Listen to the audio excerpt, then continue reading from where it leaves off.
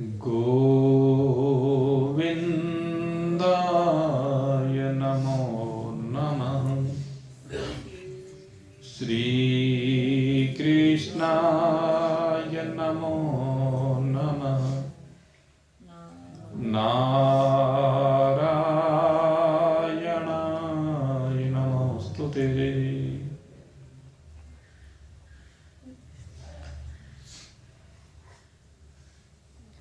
सर्वज्ञ सर्वशक्तिमान सर्वांतर्यामी परमात्मा देव में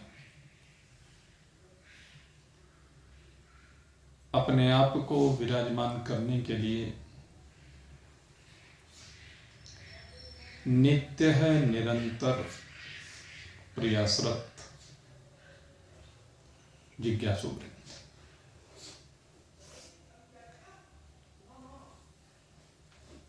पूर्व के सत्संग में जो चर्चा चल रही थी उसमें अर्जुन के प्रश्न को लेकर के हम लोग आगे बढ़ रहे थे। अर्जुन पूछता है सगुण और निर्गुण को लेकर के, साकार और निराकार को लेकर के, व्यक्त और अव्यक्त को लेकर के।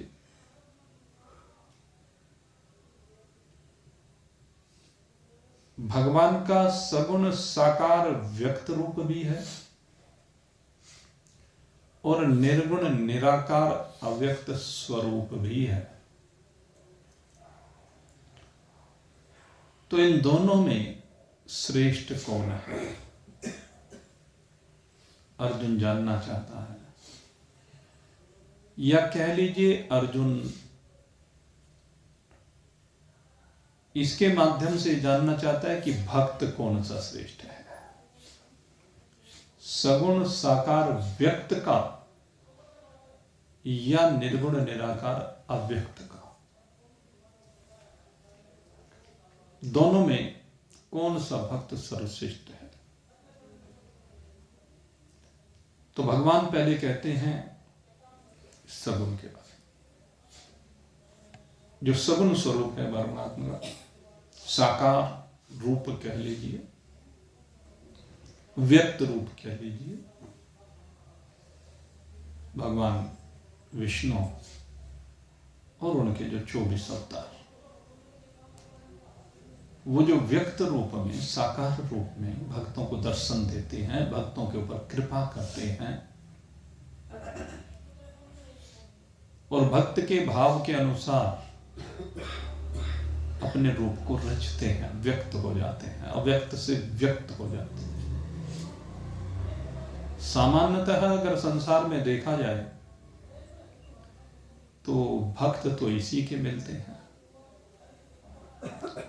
और मैं तो ये कहता हूं कि वास्तव में अगर भक्ति की बात की जाए, भक्ति होती ही इसकी है। सगुण साकार भगवान की ही तो भक्ति होती है।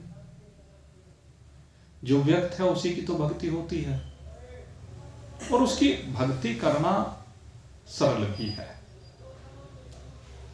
क्योंकि वहां एक आधार दिखाई देता है और जो आधार दिखाई देता है तो उसका अवलंबन लेकर के उससे प्रेम किया जाता है। जब उससे प्रेम होता है और उसकी कृपा होती है तो उस प्रेम और कृपा दोनों के द्वारा हमारा संबंध स्थायी रूप से उससे जुड़ जाता है। और जब संबंध स्थायी रूप से जुड़ जाता है तो एक भाव बन जाता है कि तू मेरा है और मैं तेरा। भगवान मेरा है और मैं भगवान का हूं। और संबंध जुड़ जाने पर भगवान मुझ में है और मैं भगवान में हूं। क्योंकि विराट पुरुष में सब कुछ है तो मैं भगवान में हूं। और दूसरी बात, भगवान व्यापक है तो मुझ में भी है। इस बात को गहराई से समझने की आवश्यकता है। भगवान मुझ में कैसे हैं? क्योंकि वो व्यापक है, हरि व्यापक है, सर्वत्र समान। जब सर्वत्र समान रूप है तो मेरे में भी है, ये तो मुझ में होना हुआ, और मैं उनमें हूं। कहते जब विराट स्वरूप भगवान का देखते हैं तो विराट स्वरूप में कुछ छूटा ही नहीं है। ये जो भगवान का व्यष्टिगत जितना भी विश्व है वह समष्टिगत विराट में समाहित है। समस्त विश्व को एक जगह पर मिला दीजिए तो विराट बन जाता है। उसमें सबके शरीर आ जाते हैं, सबका संसार आ जाता है, सबके घर बार आ जाते हैं, सबके व्यापार आ जाते हैं, सबके बाल बच्चे आ जाते हैं। वो उसका एक अंग है। हमारा अंश भी तो है वो। यही तो समझा रहा हूं मैं जी। जब उस विराट पुरुष में सब कुछ आ जाता है तो उसका एक अंग है। हरि का एक अंश ये शरीर भी है, ये सामग्री भी है। और वो जो अंश वाली बात कही वो स्पष्ट कही है, ईश्वर अंश जीव अविनाशी। ईश्वर अंश जीव अविनाशी। चेतन विमल सहज सुख राशि। जितना भी है, जब सब कुछ समग्र तो ईश्वर है, तो समग्र का में जो जो भी कुछ विराजमान है उसे उसका भाग कहिए, उसका अंश कहिए, या वही कहिए, या वही कहिए। बस ये वही कहना बनने में कठिनाई आती है। इसमें जरा बात समस्या बात यह होगी जी कि ईश्वर को तो नहीं हम अपने को कह सकते। क्यों नहीं कह सकते? ईश्वर के तो अंश है, ब्रह्म कह सके अपने को। लाला जी फिर मिलाओ जुलाओ मत। आप गड़बड़ यही तो कर देते हो। यही तो अर्जुन का प्रश्न है और यही अर्जुन की शंका है, यही आपका संशय है। सगुण को सगुण परिभाषा जब सगुण की चले तो सगुण की बात करो, निर्गुण की बात इसमें बीच में मत लाओ। गड़बड़ यही हो जाती है, दोनों को अलग अलग इसको समझने की आवश्यकता है। जो विराट स्वरूप है वो सगुण स्वरूप है। अब विराट पुरुष का अंश कहो, जिसे हम अंश कह रहे हैं वो भी तो भगवान ही है। वो भगवान क्यों नहीं है बताओ? हमारे सामने ये दीवार है, इस दीवार पर एक हमने लाइन से एक बॉक्स बना दिया, एक कमल का फूल बना दिया। वो जो बनाया वो क्या ईश्वर नहीं है? वो क्या दीवार नहीं है? उसे आप दीवार का भाग भी कह सकते हैं और दीवार भी कह सकते हैं। सारी मिलकर ही तो वो दीवार एक दीवार है। दोनों में कोई अंतर नहीं है। बस समझने की बात, जैसे वो हाथी वाला है कि पैर को पकड़ लिया तो खंबा कह दिया, कान को पकड़ लिया तो पंखा सा कह दिया है। जो जो भी अंग पकड़ लिया जिसने, उसने उसी के अनुसार उसको परिभाषित करके कह दिया है, तो वो हाथी ही। ऐसे भाई सबके सब भगवान ही हैं। भगवान से विलग कोई कुछ है ही नहीं। सबकी वास्तविकता यही है, लेकिन भूल गए हैं। माया के कारण से सब भूले हुए हैं। इसलिए उस भूल को सुधारने के लिए पहले अंश के रूप में स्वीकार करते हैं और फिर अंशी रूप में स्वीकार किया जाता है, और सबके अपने अपने भाव होते हैं। दूसरी बात आती है अब निर्गुण की। जब निर्गुण की बात आती है तो निर्गुण में तो आप और मैं या वो है ही नहीं। निर्गुण में आप, मैं, वो, ये तीनों ही कहना नहीं बनता है। जो शुद्ध सच्चिदानंद घन ब्रह्म निर्गुण निराकार है, उसको आप किसी भी प्रकार से व्यक्त नहीं कर सकते। यद्यपि हमारे महान पुरुषों ने दो प्रकार से ब्रह्म तत्व का निरूपण किया है, या निरूपण करने का जिज्ञासु के सन्मुख प्रयास किया है। क्योंकि जिज्ञासु समझे तो कैसे समझे, तो कहते हैं इशारों में समझते हैं, प्रतीकों से समझते हैं। यद्यपि किसी का प्रतीक नहीं है वो, और कोई उसकी ओर इशारा कर भी नहीं सकता। इशारा करेगा तो किससे करेगा? इंद्रियों से करेगा, मन बुद्धि चित्त अहंकार से करेगा, वाणी से करेगा, है? इनसे करेगा नहीं इशारा। अब इनसे उसकी ओर इशारा हो ही नहीं सकता, क्योंकि ये वहां तक पहुंच नहीं पाते। लेकिन फिर भी आश्चर्य की भांति महान पुरुष जिज्ञासु को इशारों में ही समझा देते हैं। कभी निषेध विशेषणों से समझा देते हैं और कभी विधेय विशेषणों से समझाते हैं। परमात्मा को समझाने के लिए दो प्रकार के विशेषणों का प्रयोग किया जाता है। परमात्मा से मतलब यहां पर मैं अब निर्गुण निराकार अव्यक्त की बात कर रहा हूं। अब सगुण को तो हम सामने प्रत्यक्ष है, तो उसमें अपनी अपनी भावना के अनुसार उसके जो भी रूप हमारे प्रत्यक्ष होते हैं, उसके अनुसार हम उसको कह देते हैं, समझ लेते हैं, समझा देते हैं। लेकिन जो है ही अव्यक्त, जो है ही अचिंत्य, अमनस वांग मनस गोचर है वांग मनस गोचर। इसका भाव क्या? ए वांग अर्थात वाणी के द्वारा जिसको व्यक्त नहीं किया जा सकता। है मनसः, जो मन के द्वारा मनन नहीं किया जा सकता।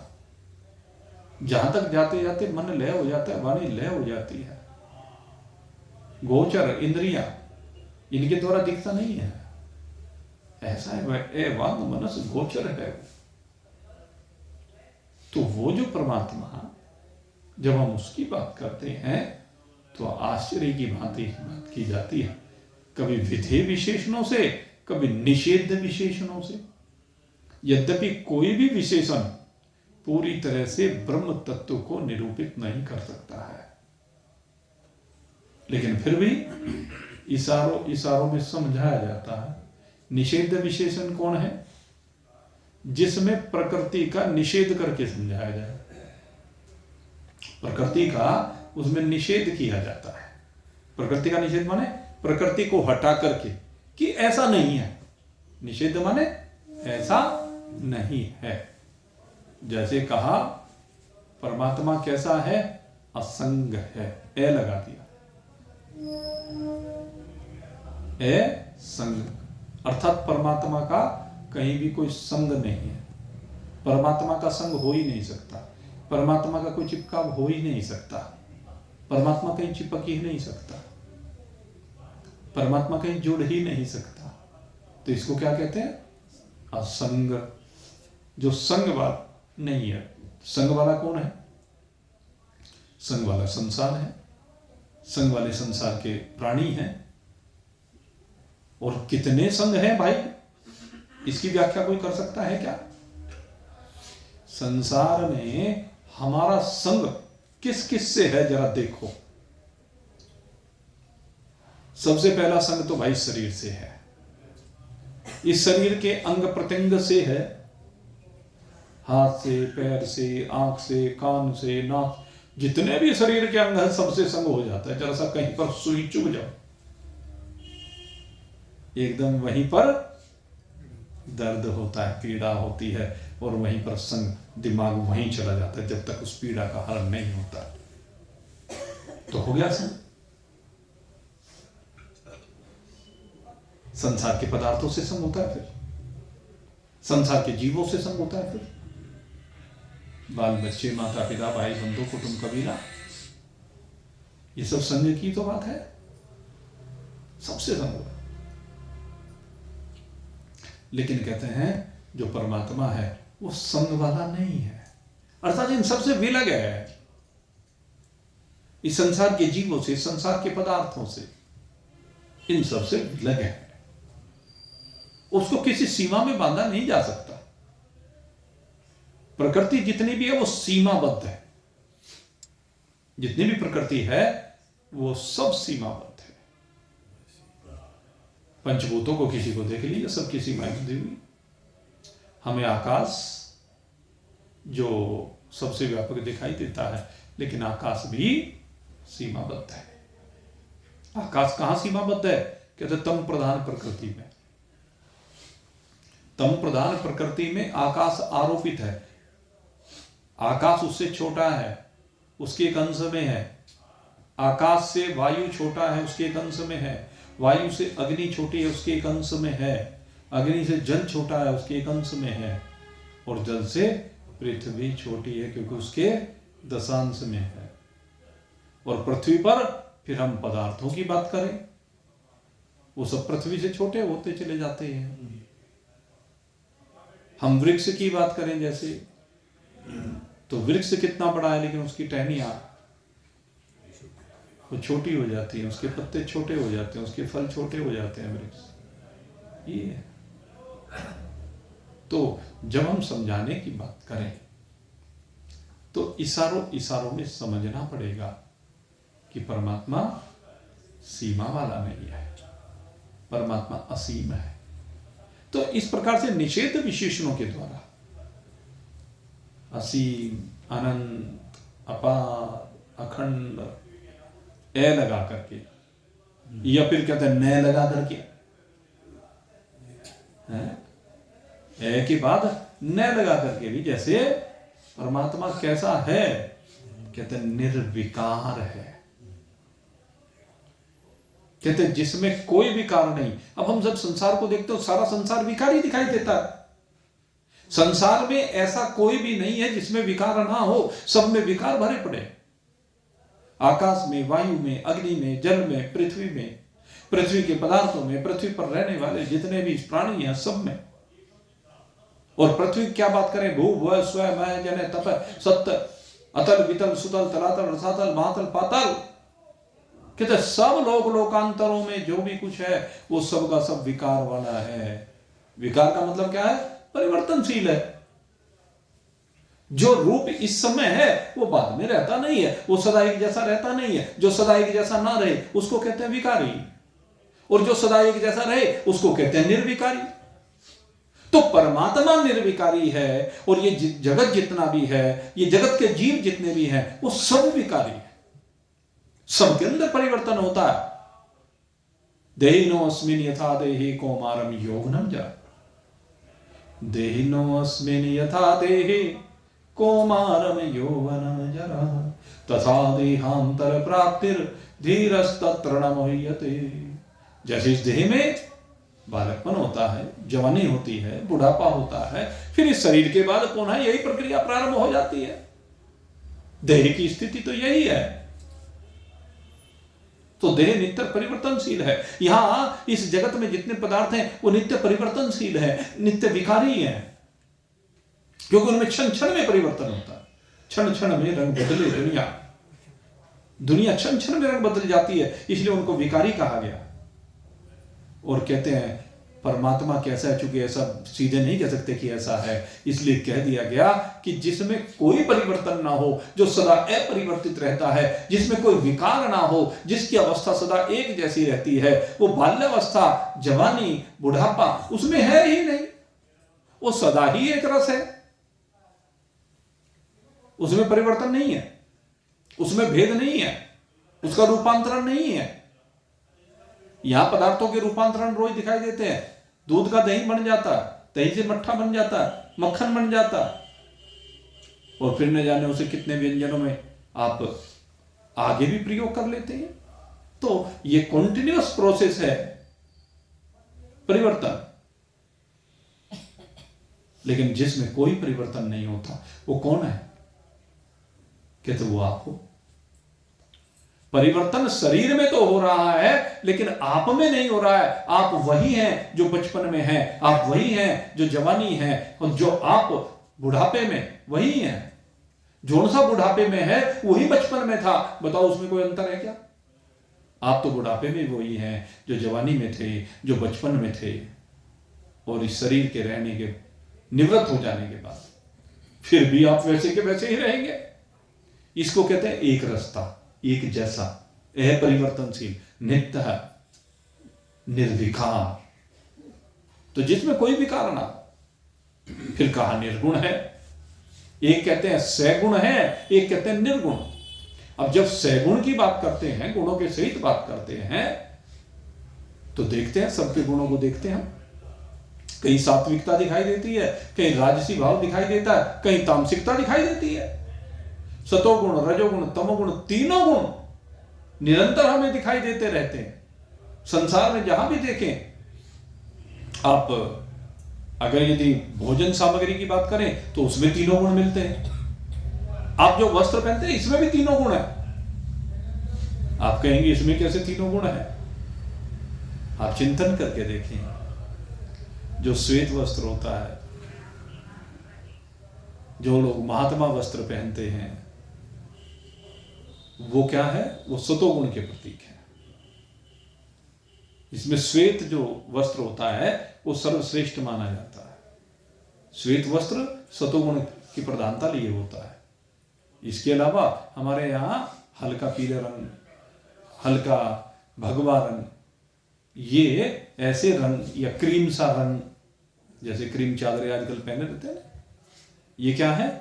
ये सतोगुणी परिधानों में आते हैं। और लाल रंग है, पीला रंग है, हरा रंग है, ये जो ऐसे रंग है, काला नहीं,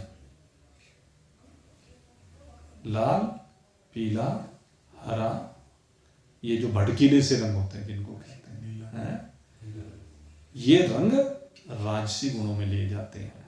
ये परिधान राजसी गुणों में माने जाते हैं। इनसे क्या है? शरीर की शोभा बढ़ जाती है। सतोगुण सौम्यता का प्रतीक है, रजोगुण में शोभा है, और तमोगुण में विकृति है। काला वस्त्र है, नीला वस्त्र है। काला और नीला जो है ये विशेष रूप से, और हरे की जहां तक बात है, हरा कहीं कहीं पर रजोगुण में शामिल किया गया है और कहीं कहीं पर तमोगुण में भी शामिल किया गया है। हरे में दोनों चीज। एक कोका कोला आता है, वो कोका कोला भी वो तमोगुण में ही आता है, कोला कलर। तो ये क्या है? ये तमोगुण का प्रतीक है। वस्त्रों की बात हुई, ऐसी भोजन की बात है। जब हम भोजन की बात करते हैं तो सतोगुणी, रजोगुणी, तमोगुणी 3 प्रकार का भोजन होता है। तो सतोगुण सदा ही सौम्यता का प्रतीक है। सतोगुण सदा ही आपकी उन्नति का प्रतीक है। जो सतोगुणी भोजन को करते हैं उनके शरीर निरोगी बनते हैं। ऐसा नहीं कि उनके शरीर में रोग नहीं पैदा हो सकता, उनके शरीर में विकार नहीं आ सकता है, क्योंकि सतोगुणी पदार्थों को भी हम रजोगुणी रूप में ग्रहण कर लेते हैं। है तो सतोगुणी। अब लौकी की सब्जी है तो सतोगुणी, मूंग की दाल की सब्जी है तो सतोगुणी, लेकिन क्या करेंगे? उसमें खूब मिर्च मसाले तड़के लगा लगा करके उसे सतोगुणी से रजोगुणी बना देंगे। ये भी तो है ना, ये तो हमारे गांव में है ना। क्रीम रंग, व्हाइट रंग, जैसे मैंने कहा, लेकिन व्हाइट के ऊपर एक फूल बूटी बना दो, वो रजोगुणी बन जाएगा। ये रजोगुणी का प्रतीक है। तो ऐसे भोजन की बात है। सतोगुणी को हम रजोगुणी बना देते हैं। और आपको एक बात बता दें, 90% बीमारियां इस भोजन की वजह से है। अगर यदि हमारा भोजन ठीक हो जाए ना, भोजन में कई बातें हैं। सबसे पहले तो यह है कि हम क्या खा रहे हैं, ये देखने की आवश्यकता है।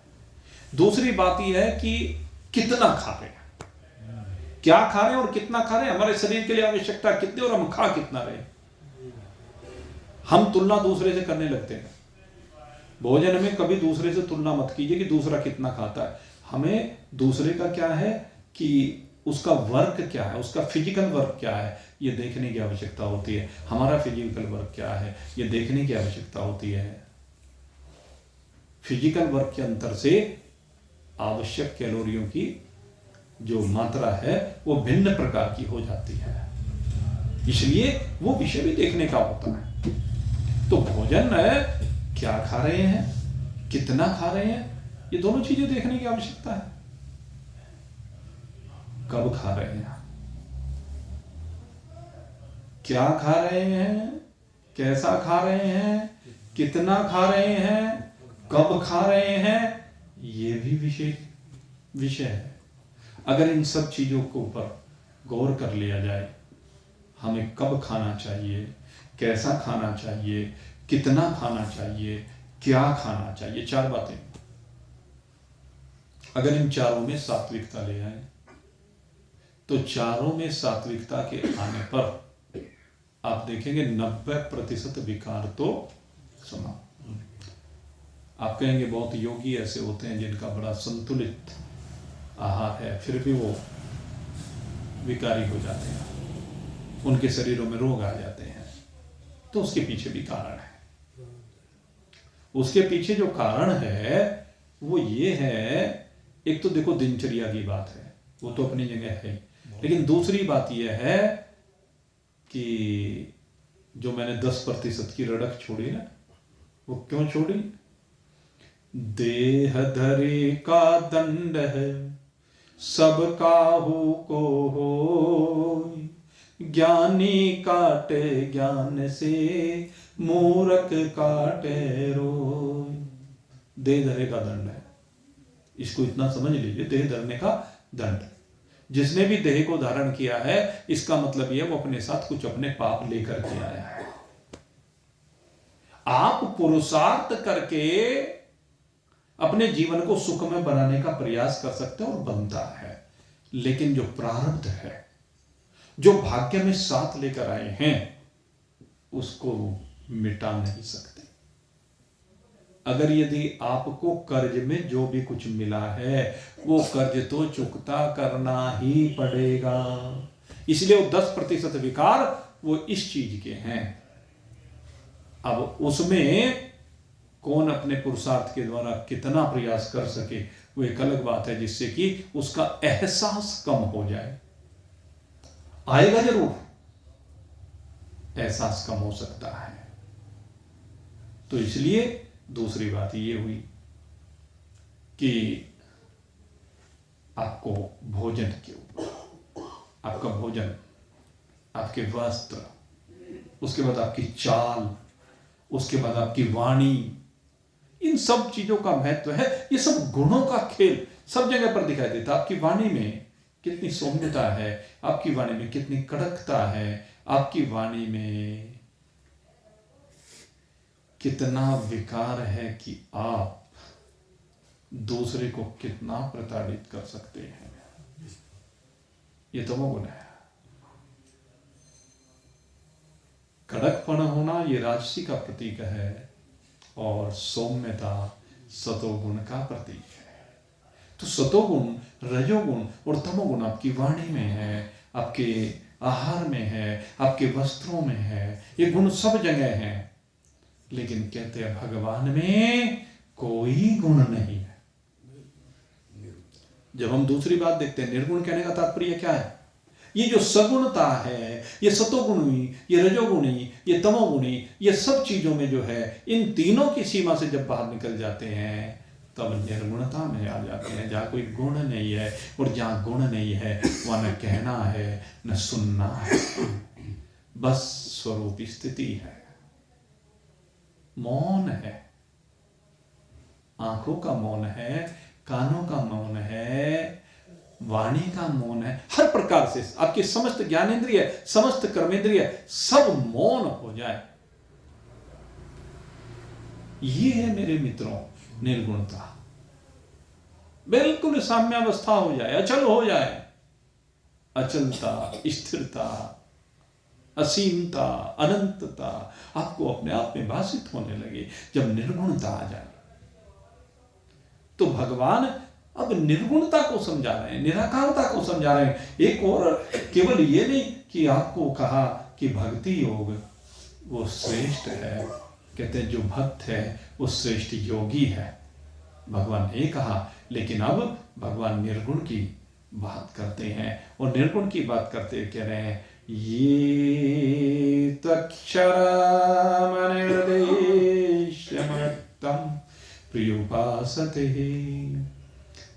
सर्वत्र गमचिन्तयं च कूटस्थमत्वं ध्रुवं संनियमयेन्द्रियग्रामं सर्वत्र समबुद्धयः ते प्राप्नुवन्ति मामेव सर्वभूतहिते रतः। अब भगवान कहते हैं, सबसे पहले कहा संनियम इंद्रियः ग्रामम। इंद्रिय ग्रामम का मतलब इंद्रियों का समूह। हमारी 5 ज्ञानेंद्रिय, 5 कर्मेंद्रिय और अंतःकरण चतुष्ट, ये 14 इंद्रियां कही जाती हैं। तो कहते हैं जो इंद्रियों का समूह है, इसको क्या करना है? कहते हैं इसको संयमित करना है, इसको वश में करना है। संयमित करने का मतलब क्या है? एक तो बात यह है कि ये इंद्रियां अपने विषयों की ओर ना दौड़े। दूसरी बात यह है कि इन विषयों को के प्रति जब भी विषय आए तो उस समय धैर्य रखें। इंद्रियों की ओर जब भी कोई विषय आए, आंख है उसके सामने कोई रूप आए तो उस रूप में कोई आसक्ति का ना होना, ये इंद्रियों पर संयम है।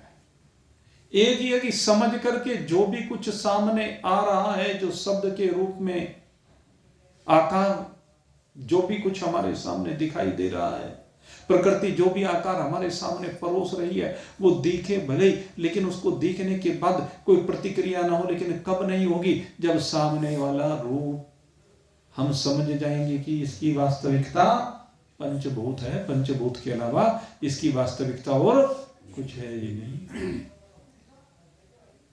सब कुछ की वास्तविकता पंचभूत ही तो है।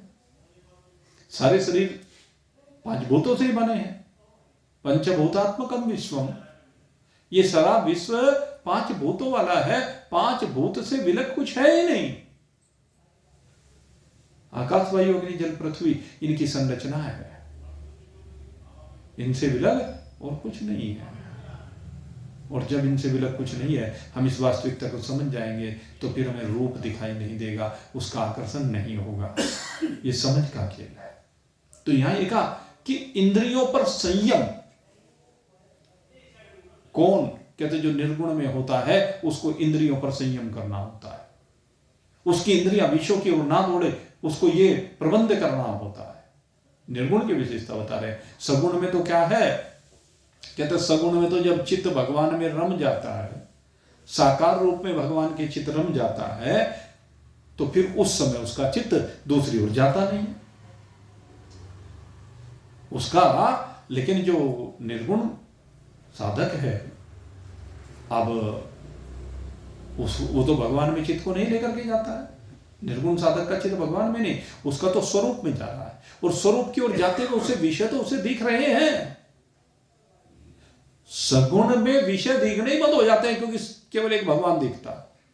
लेकिन निर्गुण में विषय देखते हैं तो वहां पर धैर्य की आवश्यकता है, वहां पर संयम की आवश्यकता है, वहां समझ की आवश्यकता है। इसलिए यहां पर कहा संनियम इंद्रियग्रामम।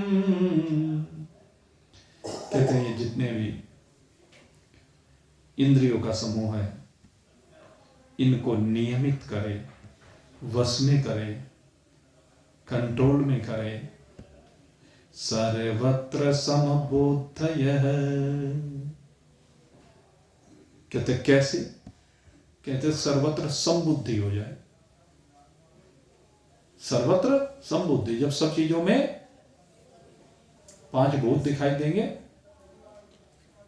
तो फिर समबुद्धि भूत है। ये जो आकर्षण है रूप का, स्वर्ग का, अप्सराओं का, देवताओं का, नंदन वन का, कल्प वृक्ष का, सारा समाप्त हो जाए। ये देखा सर्वत्र समबुद्ध है। आवश्यकता है सर्वत्र समबुद्धि की, आवश्यकता है सर्वत्र एक रस परमात्मा को देखने की। ये जो लहरें बनकर के हमारे सामने जल आ रहा है, उसको जल रूप में देखना है। एक ही वृक्ष भिन्न भिन्न प्रकार की पत्तियां दिखाता है, भिन्न भिन्न प्रकार के पुष्प दिखाता है, भिन्न भिन्न प्रकार के फूल दिखाता है, लेकिन उन सब के अंदर विराजमान रस एक ही है। यह है सर्वत्र संबुद्धि है, सर्वत्र समबुद्धि वाला, एक जैसी बुद्धि वाला, एक रूप, सारे जगत को कर ले जो, उसे सारे जगत में एक परमात्मा के अलावा कोई दिखाई नहीं दे। तो कहते हैं सर्वत्र समबुद्धि वाला परमात्मा के वास्तविक स्वरूप को समझ लेता है। और समबुद्धि वाला होने पर वो परमात्मा की उपासना किस रूप में करता है? ये तो अक्षरम, क्या है? अक्षरम। अक्षरम माने अविनाशी, अक्षर माने जो क्षय नहीं होता, अक्षर माने जो घटता बढ़ता नहीं है, जिसका कुछ भी घटना होता ही नहीं, उसको अक्षर कहते हैं।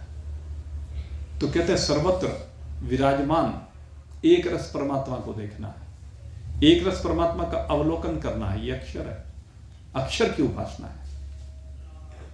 जब सर्वत्र एकमात्र परमात्मा का अवलोकन करेंगे तो ये उपासना अक्षर की उपासना है। दूसरे कहा ये तो अक्षरम अनिर्देशम, इसके बाद कहा कि वो तत्व कैसा है? कहते वो किसी के देखने में नहीं आता,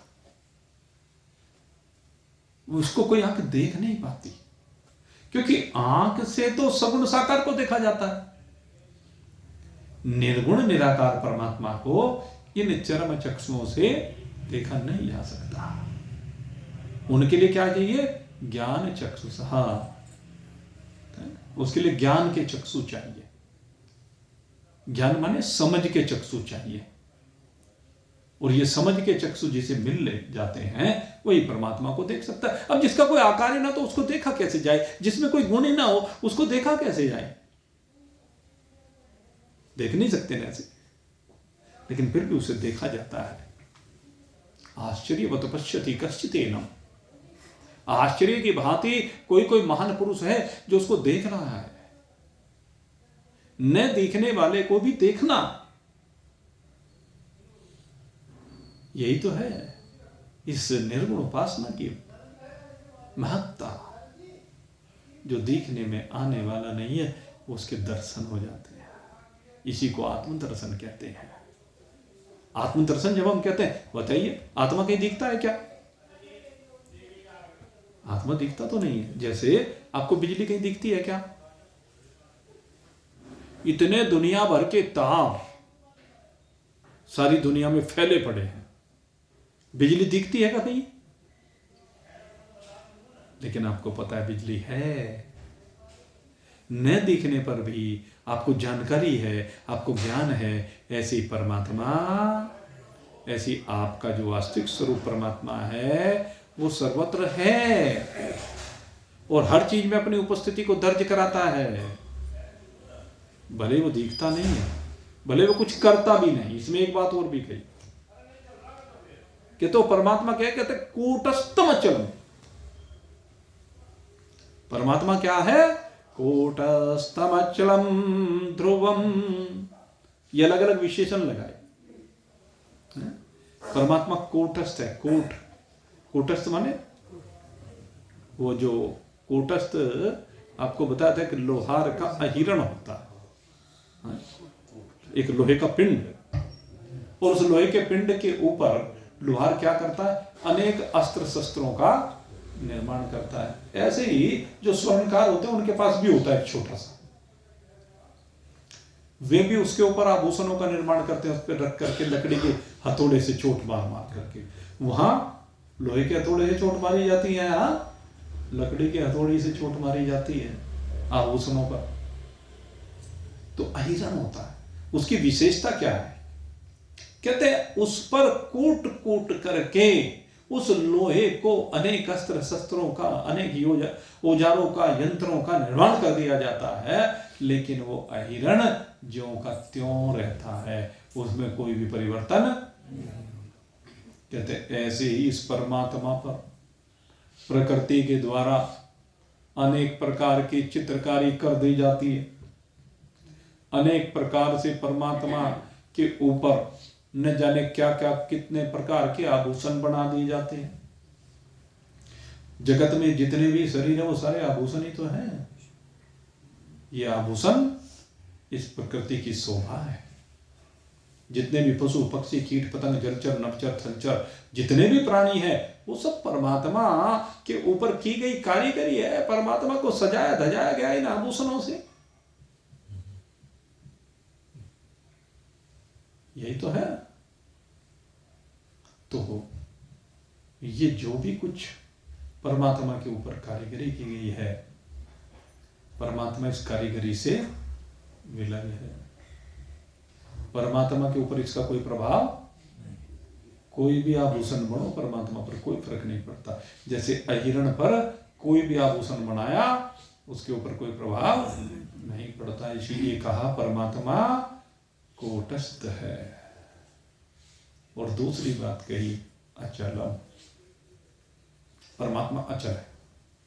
परमात्मा कभी चलता नहीं। परमात्मा में चलना है ही नहीं। परमात्मा चल सकता ही नहीं। अब आप कहेंगे ये बात कैसे कह दी, परमात्मा चल सकता नहीं। मेन बात तो यही तो समझने की है।